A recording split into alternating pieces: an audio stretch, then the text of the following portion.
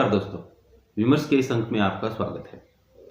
दुनिया की राजनीति को अगर शतरंज की बिसात मान लें तो इस समय फ्रांस के एवियन शहर में ऐसी बाजी खेली जा रही है जिसका असर आने वाले कई वर्षों तक पूरी दुनिया पर दिखाई देगा। एक तरफ अमेरिका के राष्ट्रपति डोनाल्ड ट्रंप है, दूसरी तरफ यूरोप है, तीसरी तरफ चीन की छाया है। और इस पूरी बिसात पर भारत एक ऐसे खिलाड़ी की तरह दिखाई दे रहा है जो किसी एक खेमे का मोहरा नहीं बल्कि खुद एक स्वतंत्र शक्ति बनता जा रहा है। G7 सम्मेलन में सबसे ज्यादा चर्चा केवल ईरान या यूक्रेन की नहीं हुई, बल्कि यह चर्चा भी हुई कि आखिर दुनिया का नेतृत्व कौन करेगा। और इसी सवाल के बीच ट्रंप, मोदी और यूरोप की चालों ने पूरी दुनिया का ध्यान खींच लिया। फ्रांस में आयोजित G7 सम्मेलन का मुख्य एजेंडा था ईरान संकट, स्ट्रेट ऑफ हॉर्मुज, रूस यूक्रेन युद्ध, वैश्विक व्यापार और ऊर्जा सुरक्षा। लेकिन असली खेल कैमरों के पीछे चल रहा था। सोशल मीडिया पर दावा किया गया कि ट्रंप को वह सम्मान नहीं मिला जिसकी उन्हें आदत है। कहा गया कि न रेड कारपेट मिला, न विशेष स्वागत हुआ, न यूरोपियन नेताओं उत्साहित दिखे। लेकिन जब हम पूरी तस्वीर देखते हैं तो मामला केवल अपमान या सम्मान का नहीं है, बल्कि कूटनीतिक संदेशों का भी दिखाई देता है। दिलचस्प बात यह है कि फ्रांस के राष्ट्रपति मैक्रोन ने स्वयं ट्रंप का स्वागत किया और सम्मेलन के दौरान उनके साथ कई महत्वपूर्ण बैठकें भी हुई। तो फिर चर्चा क्या हुई? क्योंकि यूरोप और ट्रंप के बीच आज भी अविश्वास मौजूद है। यूक्रेन युद्ध को लेकर यूरोप चाहता है कि अमेरिका पूरी ताकत से उसके साथ खड़ा रहे, जबकि ट्रंप युद्ध को जल्दी खत्म करने और अपने तरीके से समझौते कराने की राजनीति कर रहे हैं।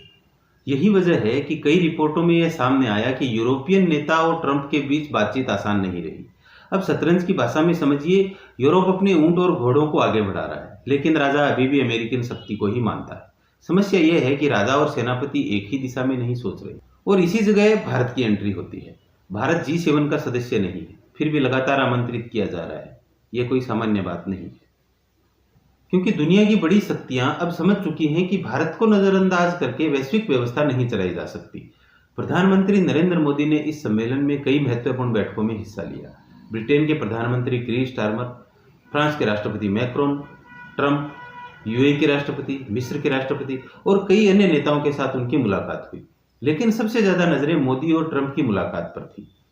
करीब 16 महीनों के बाद में दोनों नेताओं की आमने सामने बातचीत हुई, और यह सिर्फ एक फोटो अवसर नहीं था, बल्कि बदलती वैश्विक राजनीति का एक संकेत था। अब सवाल उठता है कि भारत इस सम्मेलन में क्या संदेश दे रहा था। भारत ने साफ कहा कि दुनिया में संसाधनों की कमी नहीं है, कमी है तो भरोसे की। मोदी ने समुद्री सुरक्षा, वैश्विक विश्वास और समान साझेदारी की बात की। उन्होंने कहा कि दुनिया को दाता और प्राप्तकर्ता वाली मानसिकता छोड़कर बराबरी की साझेदारी की तरफ बढ़ना होगा।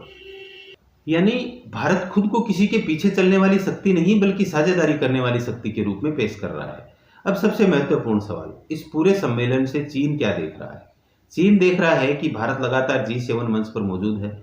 भारत अमेरिका से भी बात कर रहा है, यूरोप से भी, मध्य पूर्व से भी, और ग्लोबल साउथ की आवाज भी बन रहा है। यानी जिस बहुध्रुवीय दुनिया की बात वर्षों से की जा रही थी, उसका एक बड़ा स्तंभ भारत बनता दिखाई दे रहा है।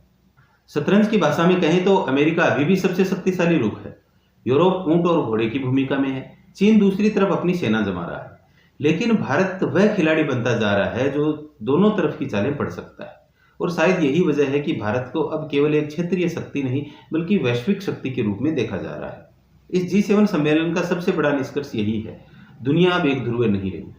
अमेरिका शक्तिशाली है, यूरोप प्रभावशाली है, चीन महत्वाकांक्षी है, लेकिन भारत वह देश है जो लगभग हर शक्ति केंद्र को साथ संवाद करने की क्षमता रखता है। और शतरंज की बिसात पर अक्सर वही खिलाड़ी जीतता है जो केवल अपनी चाल नहीं, बल्कि बाकी सभी खिलाड़ियों की अगली चाल भी समझ ले। और इस समय भारत ठीक वही करता दिखाई दे रहा है। जय हिंद।